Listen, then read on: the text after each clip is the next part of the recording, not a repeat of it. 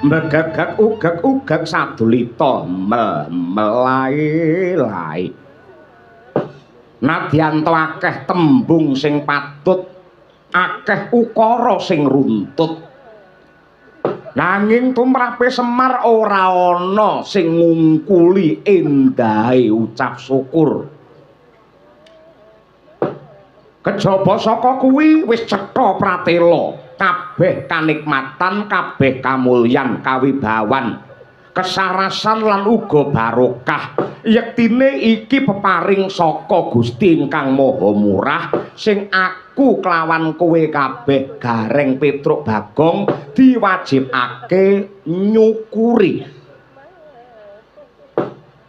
Pangeran wis kepareng-paring dawuh lumantar Weda Suci ingkang surasane sok sapa menungsa sing pinter nyukuri kanikmatane Gusti, yekti malah ditambah ing reh nikmate kosok baline. Menungsa sing ora gelem nyukuri kanikmatane pangeran, yekti bakal nampa siksa sing banget perih. Mula Gareng Petruk Bagong kowe ora perlu nyonto sapa-sapa, ora perlu golek panutan sapa-sapa, ora perlu kowe golek tulodo sapa-sapa, nyonto karo mbokmu Kanastren iki. Panjenengane iki ora peh kuwi bojone Semar banjur tak alembana ki ora ning nyatane witing klapa sak lugune. Ing atase mbokmu ki piyayi putri ning parandene rasane lila legawa, tegese lila ing bondo legawa ing pati. Aja kok mung bondo, nadyan nyawane ana kawula sing ngresakake ya diparingke kanthi rasa ikhlas lahir tekan batin. Saya mau gage pikiran, wis saiki lak mung kari nikmati, saiki lek kari nyawang endahe bali desa sing apike kaya ngene. Wingi kowe lak nangis sakwise bali desa genggeng iso ngadeg jejeg, lah dalah lesuse teko, angine teko, satemah dadi rubuh, kabeh isane mung plunga-plungu. Ora ngarep-arep wujute redana utawa sumbangan saka negara saka nduran, ora njaluk anggaran saka para kawula, ning mbokmu cancut gumregut nganggo duwite dhewe dibangun wujute bale desa sing apik, nadyan to mbokmu gelange kudu entek ngono kuwi. Mula piyayi sing apik ya kaya ngono kuwi. Nuwun sewu ning donya ki wong sing apik ki ora perkara wong sing pinter. Rungokno iki. Wong sing apik ora perkara wong sing pangkat, wong sing apik ora perkara wong sing duwe derajat, wong sing apik ora perkara wong sing sugih. Ning wong sing apik dhewe ning donya tekan akhir ki lamun to uripe bisa manfaat kanggo kawula sak desa. Lah kuwi lho. Sawangen mbokmu iki gelange kali siji iki lho. Neng tangan tengen lho kari siji til biasane grimbyang. Gelange nganti tekan lengen biasane. Tur anggere sambutane mbokmu mesti ya nadyan to kudunge iki ora mlorot, mesti ya diketok-ketokne men ketemak lap ngono kuwi. Ning uripe ora dingge senenge dhewe, kesugihane ora nggih kapribadene dhewe, ning disrambahke, disramake, diaturake marang sagung para kawula dasih. Mula saka gedene rasa syukur tumrape Semar karo mbokmu Kanastren, mbokmu ya mbangun wujute papan panembah, papan pangibadah sing kabeh mau dumadi saka kayu, sing intine antarane agama lan budaya kuwi ora dipisahke. Agama dienggo gondelan, budaya ya tetep digandoli. Kuwi sing apik. Mergo antarane agama karo budaya ki padha karo ril sepur kae. Wiwit saka Surabaya nganti tekan Jakarta mesti jejer terus. Sing tengen kuwi agama, ril sing kiwa kuwi budaya. Kok nganti ril kuwi mau benthik, kok nganti gonggang, tan wurunga sepur sing liwat ana kono bakal rubuh. Yen sepure rubuh, sapa to sing dadi korban? Ya kabeh para kawula sing numpak sepur kuwi mau. Ngaten nggih Bapak. Iya. Mula sing pinter gedhekake rasa syukur. Sawangen bapakmu Semar iki. Nadyanto umurku wis semene akeh, pantaranku atau barak aku wis entek. Barak aku ki mung kali lintang karo rembulan. Ning isih diparingi nugraha gedhe karo Hyang Agung, ya kuwi awak sing seger waras.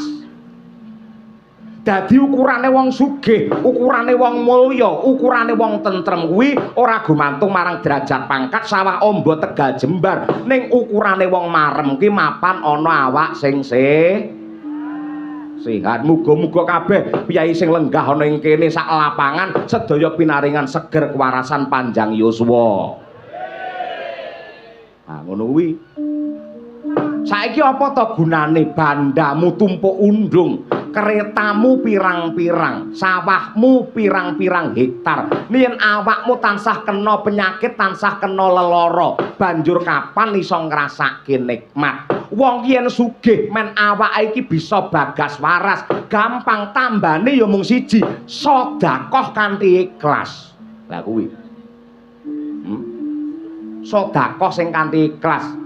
Tur duwe ati sing apik, jumbuh karo pangandikane kiai kae. Laku sing abot dhewe iki ora kok njur poso, laku sing abot dhewe ora kok njur melek, laku sing abot dhewe ora kok njur ngebleng, laku sing abot dhewe ora kok mutih. Ning laku sing abot dhewe tur apik dhewe iki lamun to duwe ati sing resik, ati sing apik kaya mbokmu Kanastren. Kenapa kok dadak ngumbulke dara? Dara kuwi rupane putih.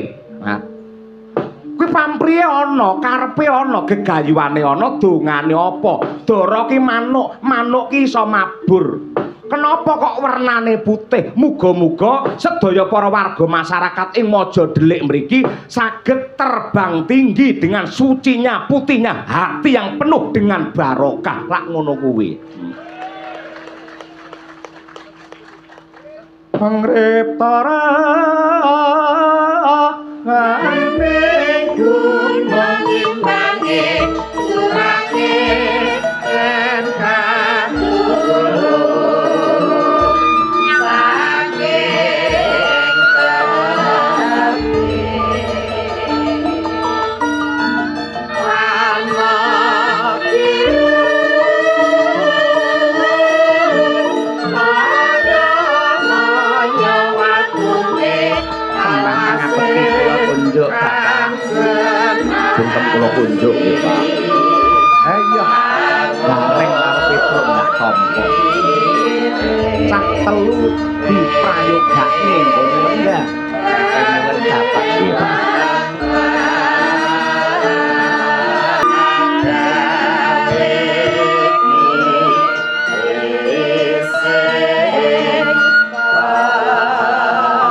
Nuwun sewu nggih Pak. Lan nuwun sewu Kanjeng Ibu Kanastren. Piye? Apa Petruk? Nggih.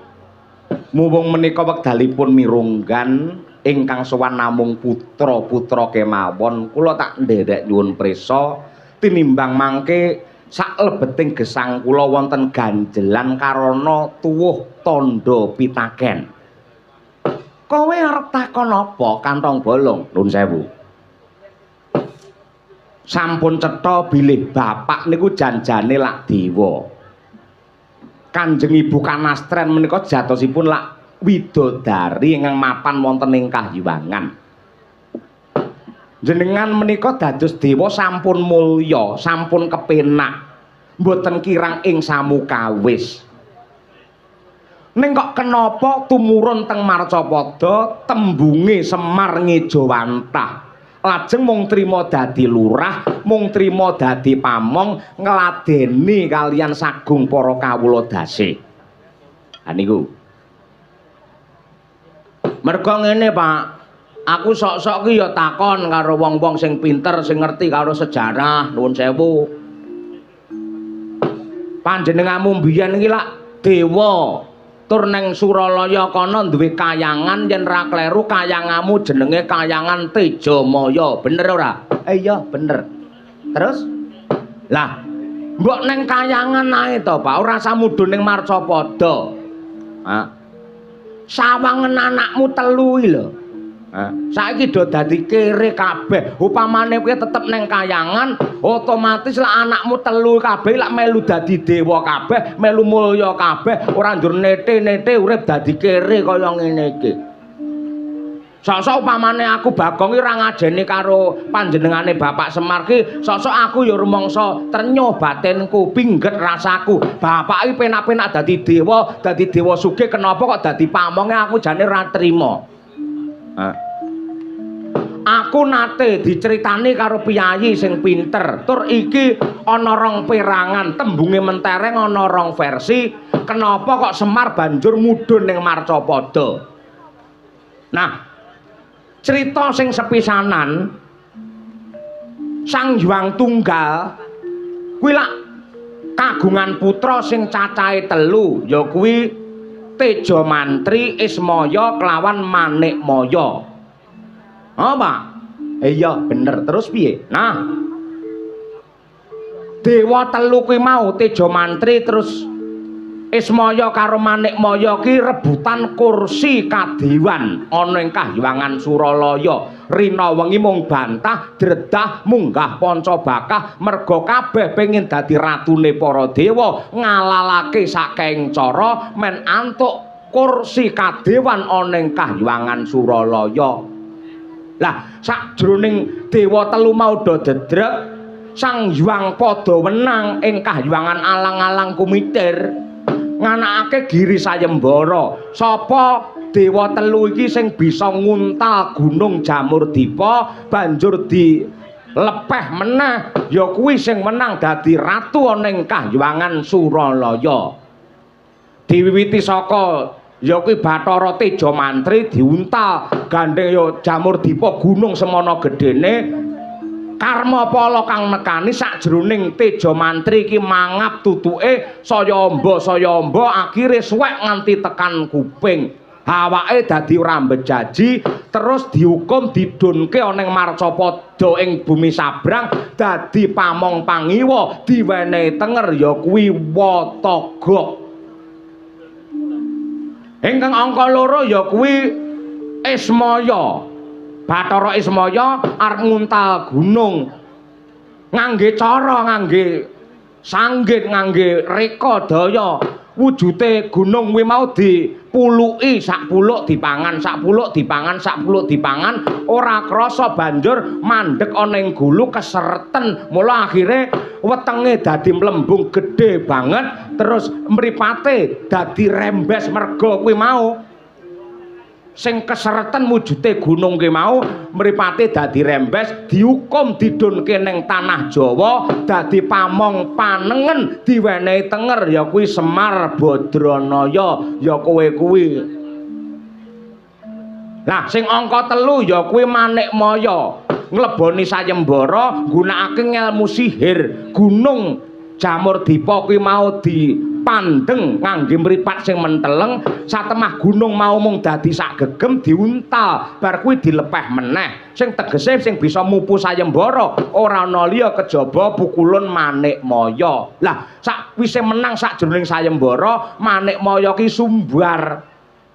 Iki lho wong ampuh, tanganku iki sing digdaya, sikilku iki sing sekti. Wong sak jagat bakal manut karo tanganku, wong sak jagat bakal tak idek ngangge sikilku. Ya merga le sumbar, le semungah sesongaran, le sombong kaya ngono kuwi nampa karma. Akhire Manikmaya tangane dadi papat, sikile dadi impur. Ning ya tetep dadi ratu ana Kahyangan Suralaya kanthi abebisik Sang Hyang Manikmaya ya Bathara Guru. Kuwi versi sing pertama. Lah, cerita sing angka 2, Pak. Ing antarane dewa 3 kuwi mau, Teja Mantri, Ismaya karo Manikmaya kuwi mau ya padha ning arep padha rebutan panguwasa. Ning Manikmaya kuwi licik nyroya karo Jemaya supaya nyolong wujute pusakane Sang Hyang Tunggal sing wujute cupu manik Astagina karo ron lata maosadi. Pusaka 2 ki mau dicolong banjur didokok ana kajang sirahe Ismaya karo Teja Mantri.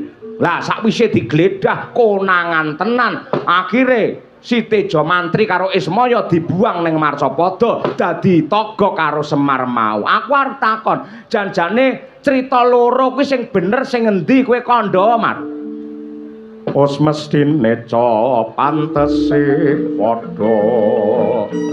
Anggrung kamita laku karma Bekti sungkam bengkusa bangsa Tunggal cipta tunggal satya Bangsa negara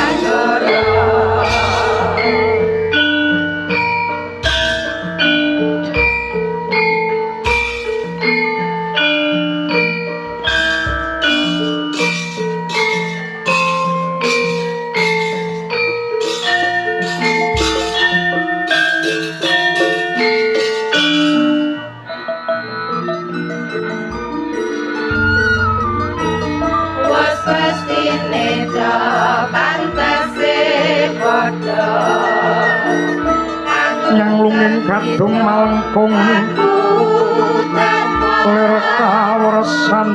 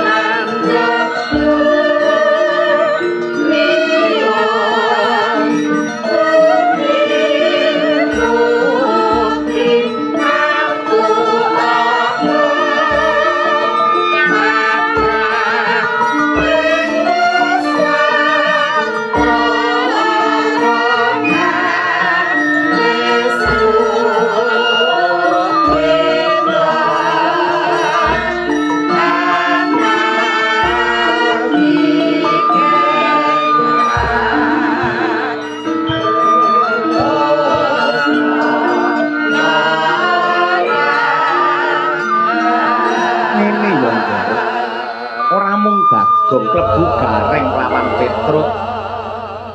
Yen aku kok takoni cerita loro kuwi mau sing bener sing endi? Iki engko gunane apa? Lho, lek pancen ngono kuwi upamane cerita sing angka loro, Bathara Guru kuwi mitnah karo kowe, Pak. Bathara Guru kuwi kejem karo kowe, dak sia karo kowe. Aku dadi anakmu mestine ya ora trima di wong tuaku digawe kaya ngono kuwi. Kosek yen tujuanmu pengen jawaban saka Semar pol-pole mung ngarepe nggugu karepmu dhewe ngono kuwi sing gedhe pangapuramu aku ora arep crita. Sing bener sing endi to, Pak? Sing bener sing endi ora bakal tak rembug, sing baku ri palungguhan iki aku saiki wis ayem wis tentrem karo mbokmu Kanastren. Mergo yen aku engko crita sing jenenge cerita yen manut karo Semar mesti iki mengko ya benerke Semar. Yen sing cerita Bathara Guru ya mesti benerke Bathara Guru. Mula luwih becik aku ora bakal cerita. Yen aku cerita mesti golek benerku dhewe. Mongko wong yen golek bener tegese nafsune sing maju kuwi. Wong ki yen golek bener tegese nafsune sing maju. Mula prayoga aku ora crita wae. Wong urip ki sing bener ora banjur rayan bebener, ora rayan apik, ning apike malah rayan utawa rebutan salah. Yen mong golek bener, sing bener ki aku, kowe iki klaru. Genah iki wilayahku. Ora iso kowe iki klaru. Aku yo nganggo tatanan aturan. Kowe iki klaru. Angger wis saling menyalahkan ngono kuwi, iki ku nganti kapan wae ora tentrem. Ning kosok baline yen wong ki rebutan salah. Iki kok ndang rampung perkarane kaya aku karo mbokmu iki lho. Aku njaluk ngapura karo mbokmu. Bune kula aku sing kleru, aku njaluk ngapura. Ibumu ya nyauri ora Kakang Semar sing lepat menika kula ingkang klentu. Ora aku sing luput. Lah anggere kaya ngono kuwi ndang tentrem, ndang adem, ndang ayem rasane, ndang jenjem. Ngono kuwi padha karo wong omah-omah sing tak critakake iki mau. Anggere wong omah-omah, wong bebrayan, wong bebojoan kok rebutane rebutan salah. Iki mengko dadine seleh, dadine salah, salah mau ambabar marang barokah. Ngono kuwi. Lho, upamane nganggo nun sewu ngangge nesu, mesti bapakmu iki tukang nesu. Mergo Allah tanpa rupa, mbiyen sakwise dadi dewa, aku ki ya dadi tentara. Nadyan to wis pensiun, sing jeneng tentara ning ndi lak mesti tegas. Ning aku ora nate tegas karo mbokmu, ora nate keras karo mbokmu. Kejaba lek pas wong loro tok ya keras, yen ora keras mbokmu mesti nesu malahan ngono kuwi. Ngono kuwi. Mula ditutup bae sejarah kuwi, ditutup bae cerita kuwi ora perlu ngrembug. Ning sing bakwa yo nyawang ning ngarep piye carane antarane Semar, Kanastren, Gareng, Petruk, Bagong uripe bisa piguna tumrape bebrayan agung kuwi bae wis apik. Permara reh mangos momyo ngambrang kadhe karunaning kaswase haning marga memalakung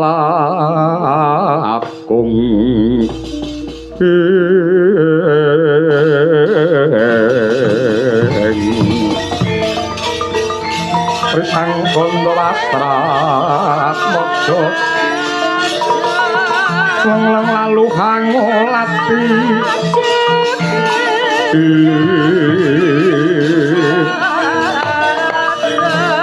Surya mangrang sang wayah Umus lemoro wayang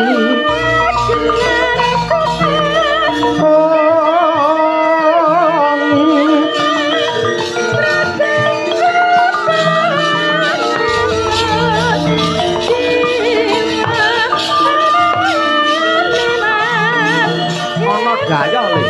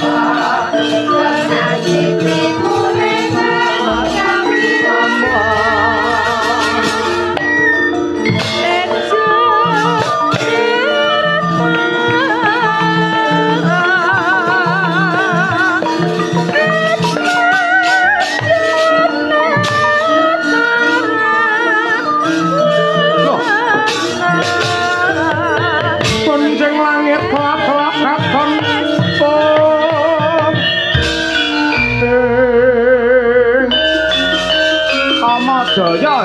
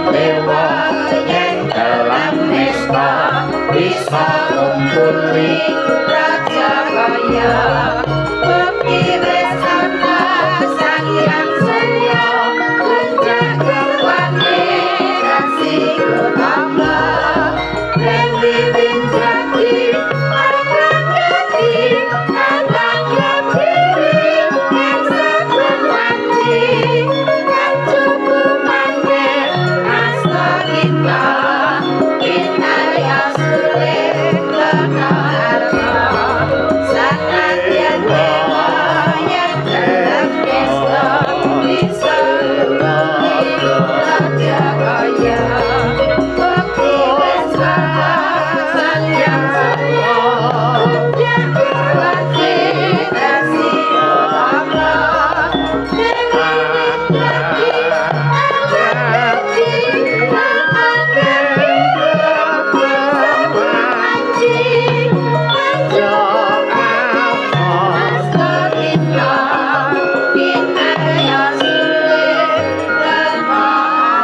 Dereng paripurna Kyai Semar nggih nyemejang dumateng para putra. Dadak kagiat sotaning galih dupi nampi swanira ingkang putra Jawata ingkang Hywangan Cakra Kembang hanenggih ingkang ababisik Sang Hyang Kamajaya. Bawane dewa ingkang kebak ing reh tata krama manembah Manguswapada banget nggih ngaji-aji mring ingkang rama nenggih Sang Ismaya. Mangkono bya kawijil pangandikane Ki Semar Badranaya ndagekaken ingkang putra kinasih ing Cakra Kembang.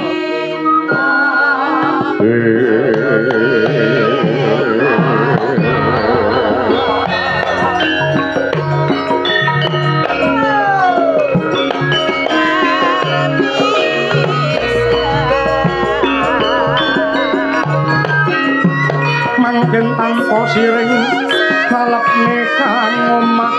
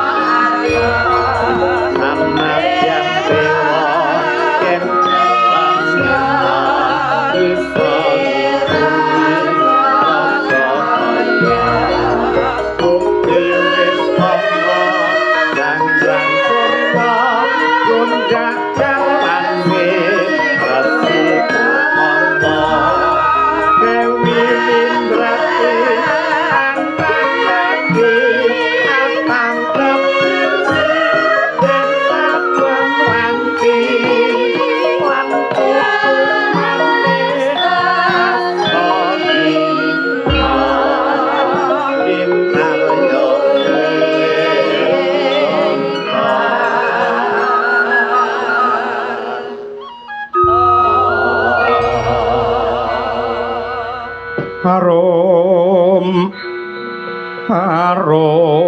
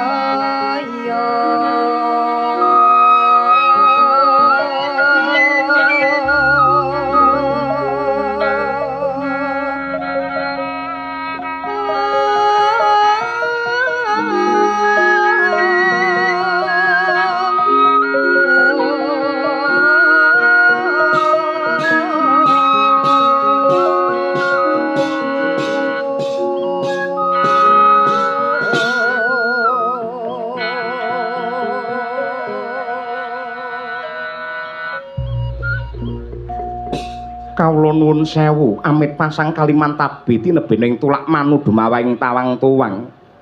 Kanjeng Rama Pukulonismaya kula ingkang putra ing cakra kembang ingkang sowan mboten langkung sembah pangabekti kula kunjuk sandhap pepada paduka Rama Pukulun. Anakku lanang Kamajaya ndak tampa gawe bombonging rasa semono anggenmu ngaji-aji karo wong tuwa. Ora liwat pangestuku maragake tampanana Kamajaya. Kawula nuwun inggih Gurawalan anggen kula mundi mugi andadosaken jimat.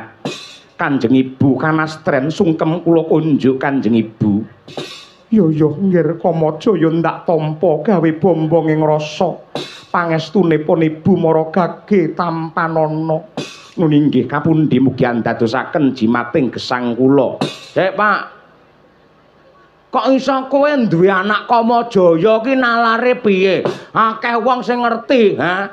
Umume ngertine Semar duwe anak mung Gareng, Petruk karo Bagong. Ing atase kowe te duwe anak Kamajaya, mongko ki dewane katresnan. Piyayine dewane genah, gantenge kaya ngene, baguse kaya ngene, jatmika kaya ngene. Anake ganteng kaya ngene mosok bapake kaya bulus. Iki rati nemu nalar, baki nalare piye iki? Sik, kowe tak kandhani ya. Kowe tak kandhani. Nalika pakmu mbiyen isih dadi dewa ning kayangan, pakmu ki nuwun sewu lho ya, Bu. Monggo. Pakmu ki wis nate duwe bojo ning Suralaya. Nalika ning kayangan Tejamaya, pakmu ki wis duwe bojo, ya kuwi Batari Senggani. Nuwun sewu lho, Bu ya. Iya. Ben ngerti bocah iki men ra kleru. Nalika dadi dewa aku wis duwe bojo jenenge Batari Senggani. Karo Batari Senggani kuwi duwe anak.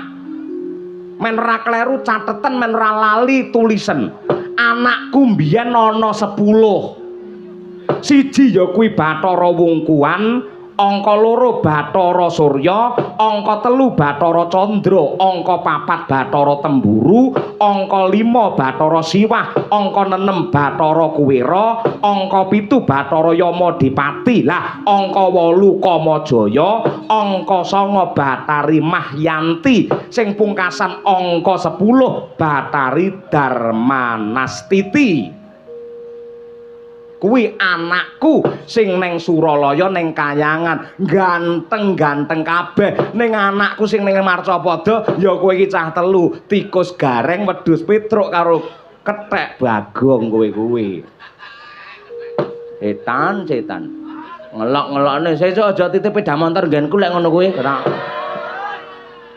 Lho, men kowe iki cetha men gamblang ngono kuwi. Udah kok mbak adate ora ngerti. Semar ning kayangan duwe anak sapa ora ngerti. Aku ora penting aku laris kok. Lho, aja ngono. Anane laris nggih padoman, nggih panutan karo sing urung laris, aja kaya ngono kuwi. Ning aku setuju Pak lek kowe ning kayangan wis duwe bojo. Dadi bojomu 2 ya? Ha iya. Pancen ngono kuwi. Sing jenenge dewa sugih ngene, bojone pancen kudu kliwat kok siji. Pokoke ya rumus iki. Rumus. Siji dewa, 2 dalang. Dalang lek wis kondang laris, ganteng pisan. Bojo kok siji rugi kuwi.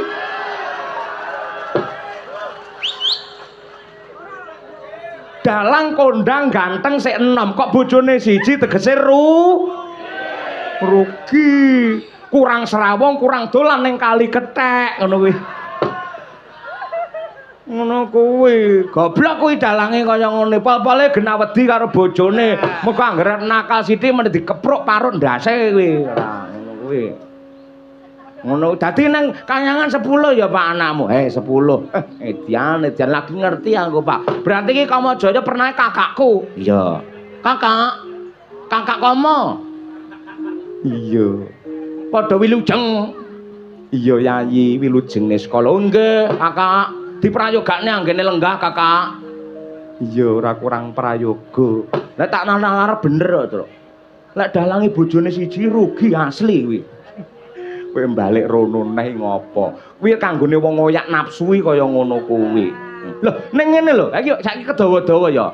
Upamane enek wong lanang ki rabi kliwat saka siji utawa kasarane wayuh ngono.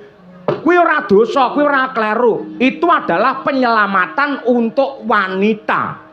Sebabnya apa? Manut sejarah. Menungso sepisana sing didunke karo pangeran ning Marcapada ki lak Nabi Adam.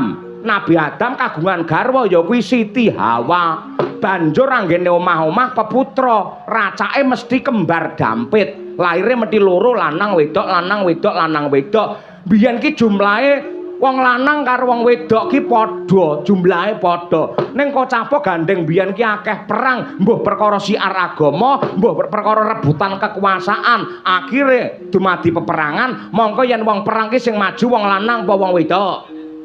Wong lanang. Lah iya, mongko sing jenenge perang lek ora menang ya kalah, lek ora lara ya mati. Akhire akeh wong lanang sing padha mati, mula itungen survei membuktikan nganti jaman saiki jumlahe wong lanang karo wong wedok kuwi akeh wong wedok. Yen nganti wong lanang siji rabi karo wedok siji, iki engko wedoke turah. Pengumuman iki. Turah, eman-eman ning nganti turah. Lah nganti kok jamur mambu, lah piye ngono jajal? Mula ben ora turah, seorang laki-laki yang bijaksana dan istri yang setia mesti memperbolehkan suaminya untuk menikah lagi, dan wanita yang mau dinikahi lagi utawa rabi neh sing lanang yo rubah rabi ngono kuwi monggo sing wedok ikhlas lahir batin, wong wedok ki calone munggah swarga tundha sanga. Nek kula trima mboten Pak Bagong. Kula mboten Pak Bagong. Kula mboten mawon Pak Bagong. Mboten ya Bu ya? Lho. Wah, lah pendukungnya akeh ram ngono. Nggih, ibu-ibu pirang-pirang. Ya ampun, elok tenan bulurah, bulurah. Jenengan pendukungnya pirang-pirang sing lenggah ning ngarep rata-rata ibu-ibu kabeh, tur kabeh ngangge kudung, muga-muga istiqomah putra-putrane soleh lan solekah. Ngoten. Nggih. Ngapunten nggih, Bu niki wau guyon, Bu guyon. Ngono. Mboten enten niate lek ajeng wayu mboten mungkin. Kejaba lek kepepet ora. Ngagem kudung ketok lek gamis ketok lek tata krama. Heeh, didongake muga-muga ibu-ibu para penonton sing ngagem kudung, sing dikudungi ora mung mustakane tok, ora mung sirahe tok, sing dikudungi muga-muga nganti tekan atine. Allahumma. Amin. Allahumma. Sing dikudungi nganti tekan atine, aja nganti ketoke dhuwur kudung ngisore ladalah bake warung, aja. Warung, sapa-sapa entuk mangan, enggak boleh itu. Sik lek Banyol keri sik ya. Iki lho, kakangmu teko rene mesti ana bab wigati. Kamajaya, apa? Kamajaya. Oh iya, kuwi ning ngarep kuwi lho cahe. Wonten dawuh. Kok njanur gunung kadengaren? Sliramu sowan ana ing Karang Kadempel, mestine ana wigati mara gage matura sing kanthi tetela. Inggih. Yektosipun waleh-waleh menapa? Rama Pukulun kejawi kula tuwi dumateng kawilujenganipun Kanjeng Rama Pukulun sak keluarga. Jangkep ingkang angka kalih nyuwun pangapunten. Menika wonten kabar ingkang semunipun boten ngremenaken, wonten kabar ingkang semunipun pait magepokan kalian Kahyangan Tejamaya. Kayang aku mbiyen nggih. Nyuwun pangapunten. Wiwit Kanjeng Rama Pukulun menika ngejawantah mring Marcapada, Kahyangan Paduka Tejamaya menika lak suwung. Kahyangan Tejamaya menika lak suwung, ning malah nuwun sewu kalian Pukulun Bathara Guru dipun ginakaken kangge maksiat. Dados para dewa-dewa ing Kahyangan menawi nindakaken molima, madat, madon, minum, main, maling menika mapanipun wonten ing Kahyangan Tejamaya. Kula menika raos kula ngrantes, raos kula menika nggih semunipun trenyuh ing atase iki Kahyangan tinggalane wong tuaku, parandene kok kanggo papan maksiat kados mekaten menika kados pundi. Bloko kemawon kula mboten lila, kula mboten lega menawi tilaranipun tiyang sepuh kula kangge papan ingkang murka kados mekaten. Kagyat risang kabirang rinangkul kinempit-kempit dosa ngreknaning bawana. Ya si tukang malang ati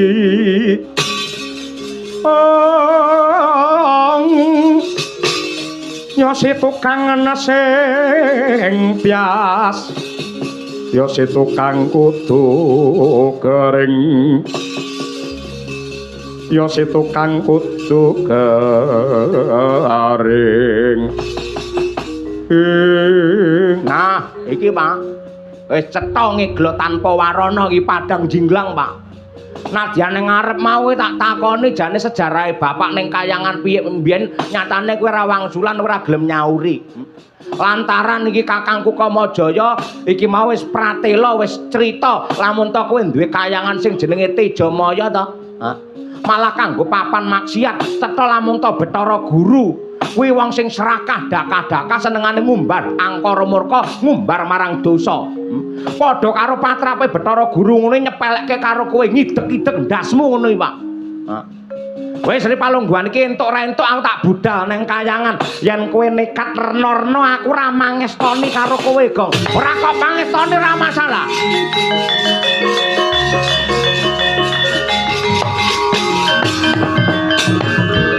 Baku dina iki aku budal, aku arep njaluk adil karo Bathara Guru. Aku arep demo ning kayangan. Perkara kowe ra mangestoni ra masalah. Wong nyatane wis saben-saben kowe mangestoni karo aku ya ora mandi no.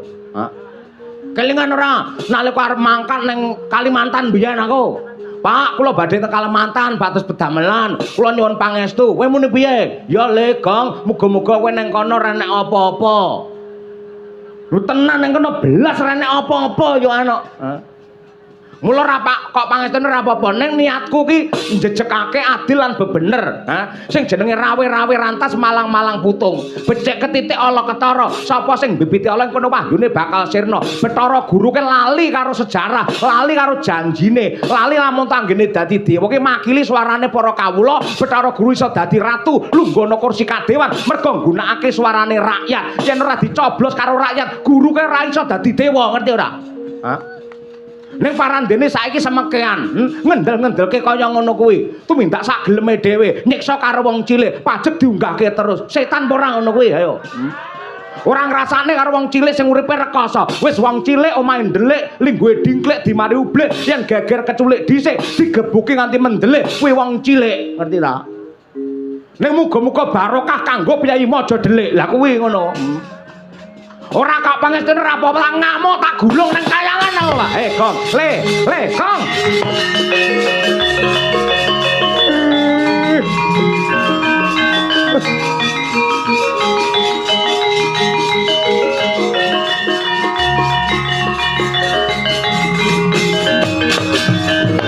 Lengeng driya mangu-mangu mangun kong kandhuan rimang. Lirlena tanpa kanen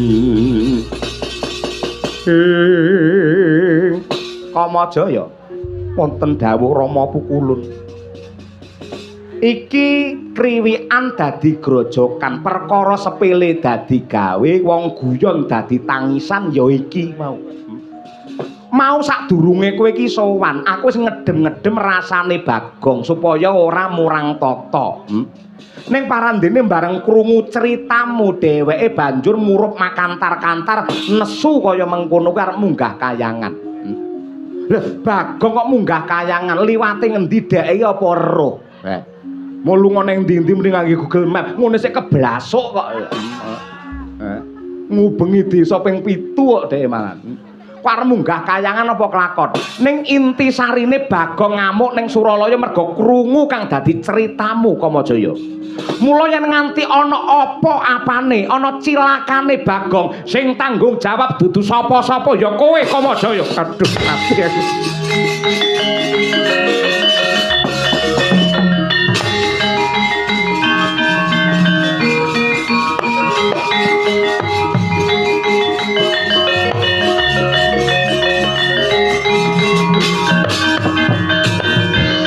Lajeng niki pripun Pak? Pripun Pak? Napa kula kudu melu nusul Bagong Pak?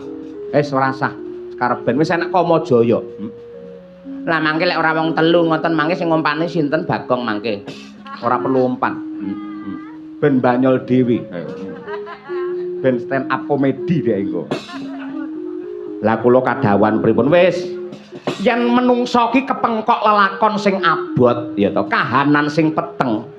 Prayoga diselehke rasane dipasrahke batine sumendhe marang purbane Hyang Agung ya sing percaya wae sedya sing hayu bakal manggih rahayu. Mula ayo kanastren kelawan kowe Gareng lan Petruk manjing ana ing sanggar panembah meminta marang nugrane Hyang Agung magita-gita muga-muga Bagong kae kalis saka Sambikala.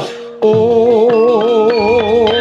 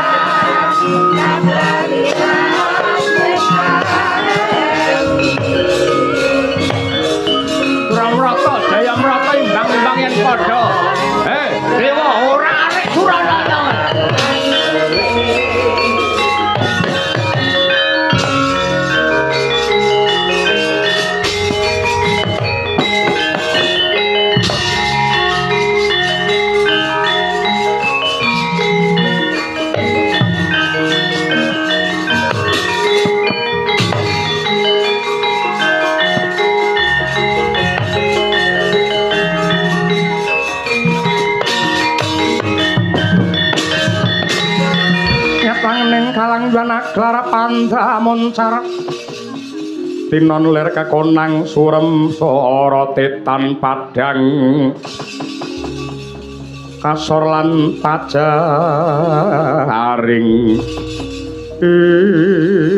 Bagong apa sing sabar yoga lelakon kuwi adile mung disandang yen kowe banjur ampyak awur-awur kaya mengkono tegese ora percaya karo adiling kodrak saka pangeran. Mula sing sareh, sing semeleh, sing sabar. Sabar-sabar apa? Kan nuturi ora aku ta, Mendhe. Wong lek kadung emosi nesu ngene dituturi iso kowe malah tak antemi dhewe Kamajaya. Hah? Muni piye? Sabar. Tenang, sareh. Ngono ta mengko arepe? Hah? Mendhe arepe dalil ta kowe? Innallaha ma'asabirin ngono ta kowe? Ngerti aku artine apa sekali merdeka tetap merdeka wong sabar kekasih pangeran lah iya ngono kuwi ngapa kowe ndak pundhut kanthi banget lereno aja nganti munggah kayangan iki mengko bakale malah cilaka sing kapitunan kuwi bakale Bagong pribadi mergo dewa ki ora kena kinaya ngapa ora bakal kowe menang karo para dewa. Sik, kowe nek muni ngono karepmu piye? Hah? Jare wong pinter kae kandha becik ketitik ala ketara. Sapa mbibitala ing kono wahyune bakal sirna. Sing bener bakal jejer, sing luput bakal mawut. Tembung kuwi sik kanggo apa ora? Yen aku tumindak kaya ngene jujur aku bener apa ora? Ya bener. Lah lek bener tegese bakal jejer. Aku becik apa ora? Ya becik. Lek becik lah bakal ketitik. Sing Allah bakal ketara. Sapa ta sing Allah? Ya para dewa-dewa kae. Nuwun sewu, klebu kowe lak dewa. Yen kowe aneh-aneh karo aku nuwun sewu, iso lak babati tenan. Ora ngerti. Iki preman mau aja delik. Ngerti ora kowe? Nantang piye karo aku? Hah? Sumangsamu. Nah, aku tetep munggah kayangan. Nanging nadyan kaya ngapa lan kepiye ngibarate sulung mlebu geni ngerti ta aku? Tan wurunga padha karo ula marani gepuk ngerti ra? Utuk marani susu. Sunduk. Lah iya disunduk ngono. Sing sareh sing sabar. Ora iso sareh sabar. Pinalana mlumpat rinanti medhot rawe-rawe rantas malang-malang tetep munggah kaya ngamuk aku.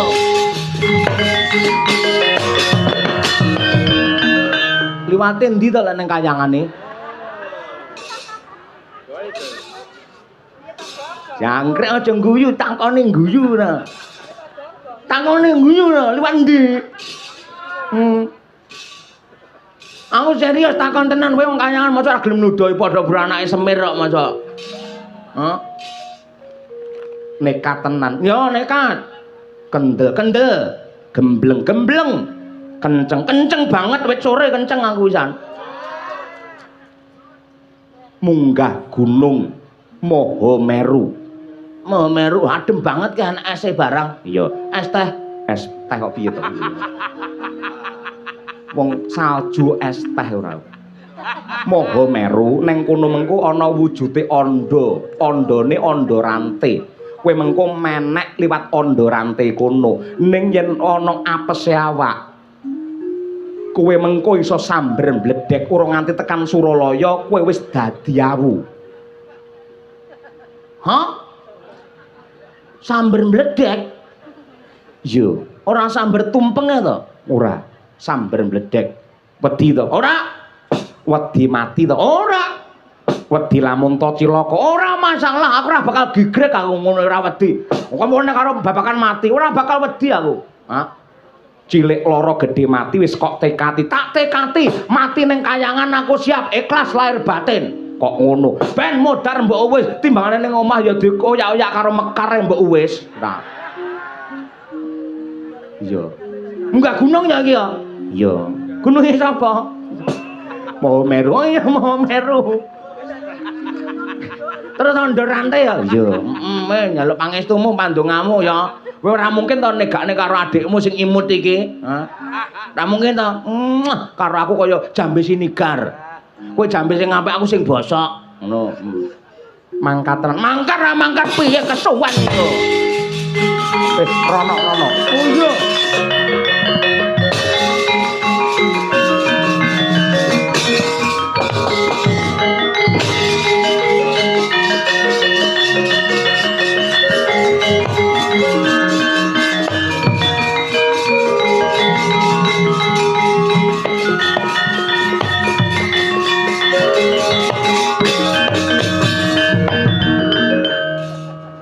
Kakak Kamajaya.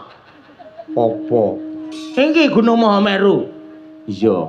Wah, apik banget. Gununge loro ya. Ora kok loro iki lengkeh. Lengkehe ana loro. Ah iya, biasane lengkehe siji loro to iki. Wah. Lah nang kene wis ademe kegila-gila. Lah ya aja kok bacutne. Ah, bacut kowe ngendon-ngendoni karo aku senengamu.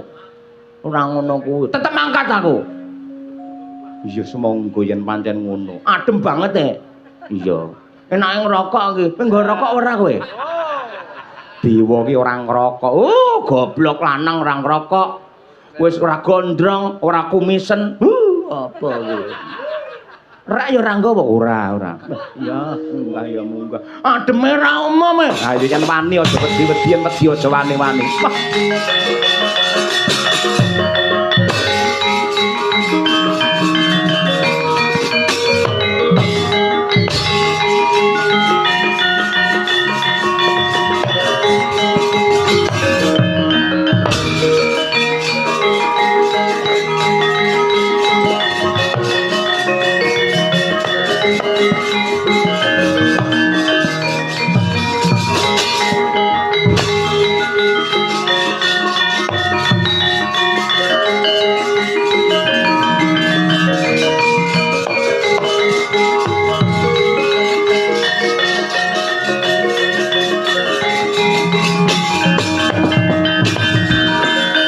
Kanthi kang cinarita ora kaya ing mapan wonten ing repat kepanasan alun-aluning para dewa. Buta kekalih nenggih cingkara bala-pata. Joget gidrah-gidrah guyu lakak-lakak. Candrane nganti kaya kumricik suarane.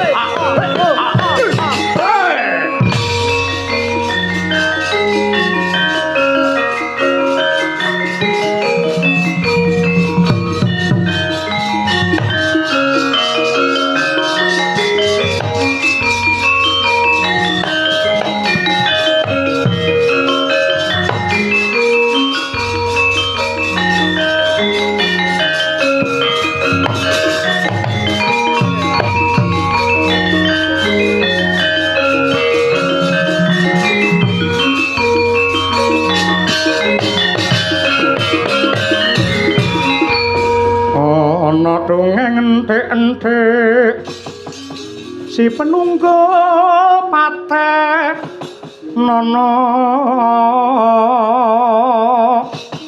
panunggul apa dosane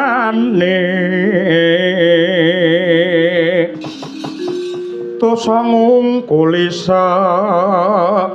sama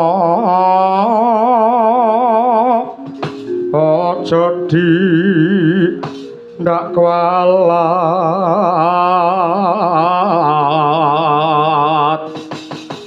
lah iya bener kandhamu lali sumber katiwasa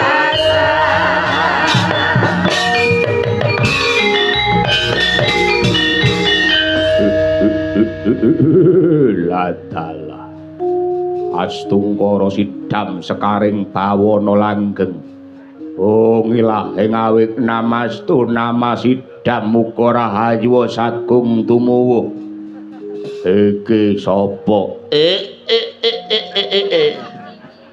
kowe takon karo aku ya iki sing jenenge Dewa Ruci dapure nah Bagong anak Semar ngerti dadak takon Bagong Bagong sapa glondor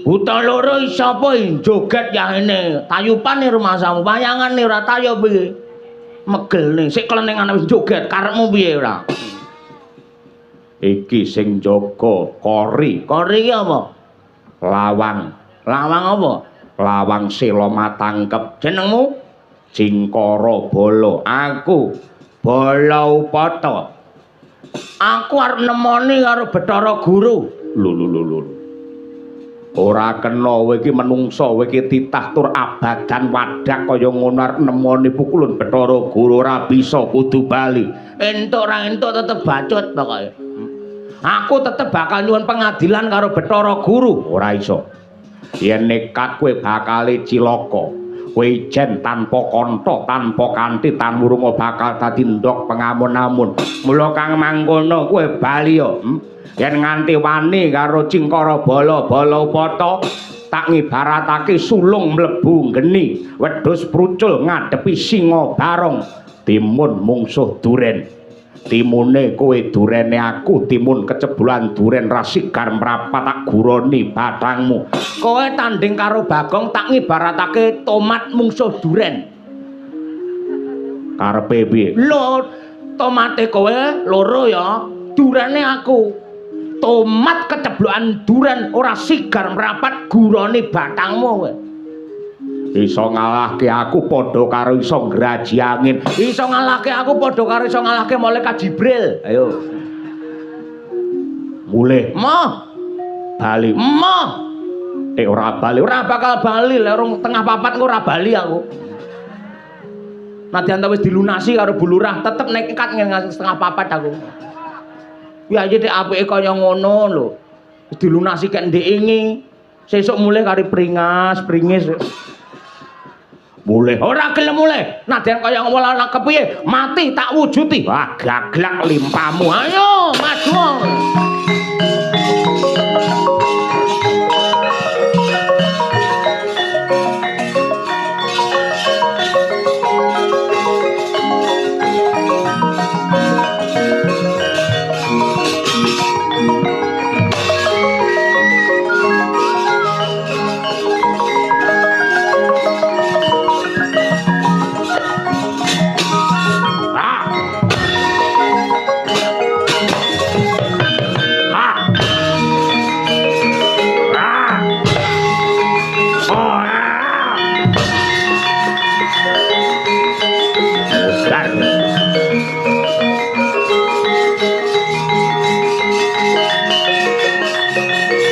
Adalah Bagong ora nggugu karo gunemku entek-entekane ora lido kowe mati tenan ana kahyangan Bagong ning nadyan kaya apa lan kepiye kowe iki putrane Kyai Ismaya manut sejarah kowe dumadi saka ayang-ayange Kyai Semar mestine prawira nyuda sekti mandraguna Bagong. Aku Kamajaya diwene tanggung jawab supaya ngayomi kelawan kowe yen nganti kowe mati tan wurung aku didukani karo Kyai Badranaya. Bagong ayo tangi Bagong. Kowe aja mati mara gage tangi Bagong. Kowe aja mati mara gage tangi Bagong. Wong wedok udo kae sapa? Endi? Senengane aku mak tratapan genah kira mati tenan. Mati kaya apa dicas ya iso urip neh. Ora masalah. Ngemangi perang apa piye? Ora sah. Lah, rawani to kowe. Kowe wedi kelangan jabatan to kowe. Alah wong imbas-imbis apa-apa kalah karo pangkat, apa-apa kalah karo dhuwit. Sing jeneng pangkat ki ora bakal langgeng. Pol-pole 5 taun wae pol-pole. Hah? Kuwi lek ditresnani karo para kawula, lek ngapusi karo para kawula ya ora slamet uripmu ngono kuwi. Aku ki ora kleru. Ning dewa liyane racake ngono kuwi. Pancen dewa ora kabeh elek. Ning ya enek sing nuwun sewu, tumindake murang tata, senengane janji tanpa bukti, anane mung korupsi, jare janji menehi ya kuwi wujude sembako dipangan karo masyarakat 5 dina. Ning le ngapusi 5 taun. Kok njur nyeneni aku ki piye karepe? Aku ora kleru. Ngora kok Ora. Dewa Ranggara kok nekat ae.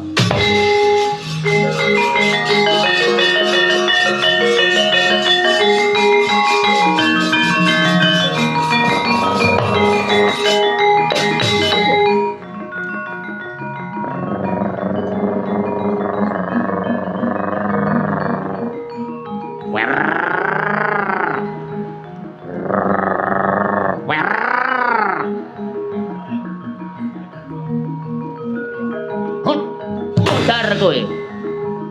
Lho. Modar kowe. Lho. Hot. Modar kowe. Modar kowe. Modar kowe. Modar kowe. Modar aku. Oh. Weh. Hah? Weh. Weh.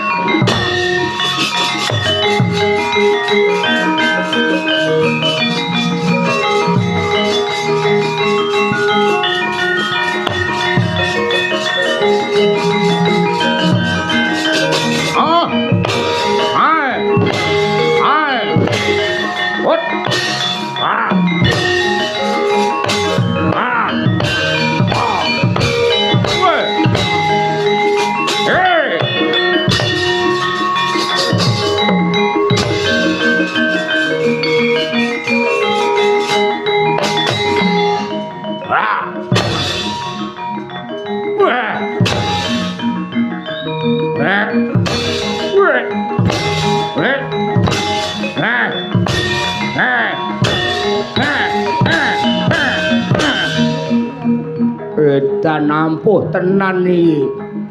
Ampuh apa?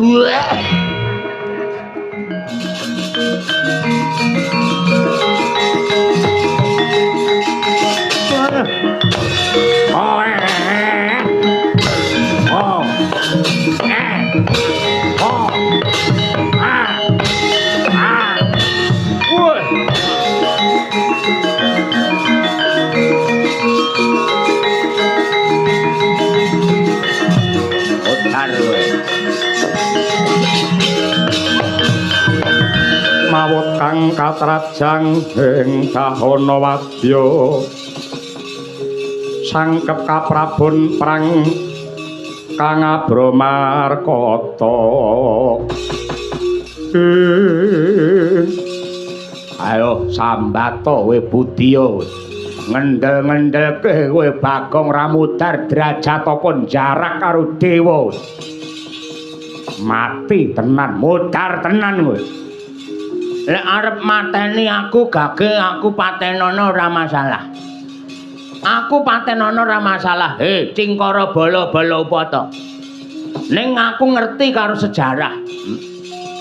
Aku ngerti karo sejarah kowe iki Cingkara bala-bala upata ki lak anake Prabu Pratanam Ratu saka Bahulagiri. Ana anak Prabu Pratanam saka Bahulagiri, ya apa ora? Iya. Kowe mbiyen ki sejarahe nyerang Kayangan Suralaya arep ngrebut kursi Kadewan Suralaya. Banjur kowe ditelukake karo para dewa, janjane karo Bathara Guru kowe iki arepe dihukum pati cemplungke ana madyaning kawah Candradimuka. Ning ana dewa sing wicaksana, dewa sing longgar penggalihe ya kuwi Ismaya utawa bapakku Semar Badranaya. Kowe iso urip merga diayomi karo Semar. Kowe iso urip merga diayomi karo bapakku Semar, satemah timbangane kowe nganggur diwene gawean tunggu regol nang kene. Ning kowe ra eling karo sejarah, lali karo sejarah kowe jenengmu kok.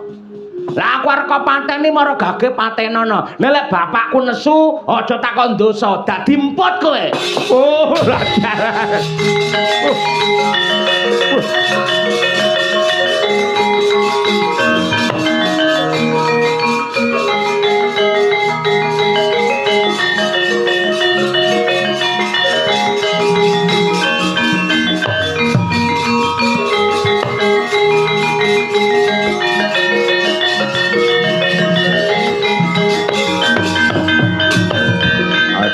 Aku njaluk ngapura. Basa karo Bagong basa. Ra basa cemplungne ning Candradimuka kowe.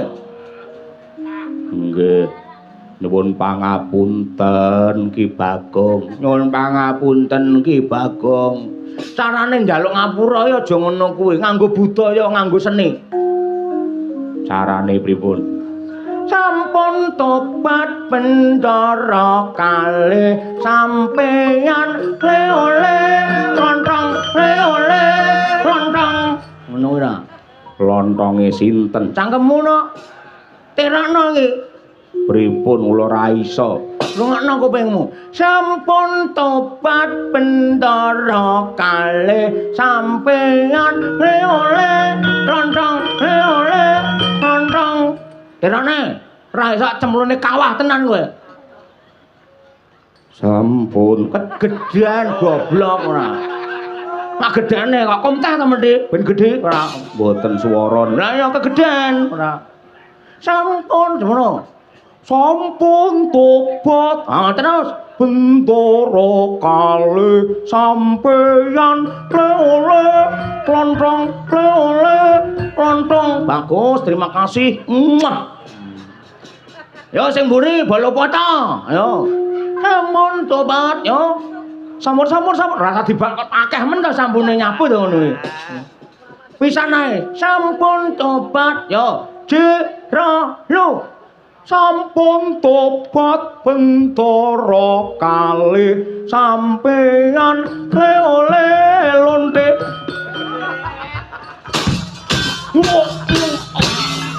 Lontong blok goblok. Mangsane lho.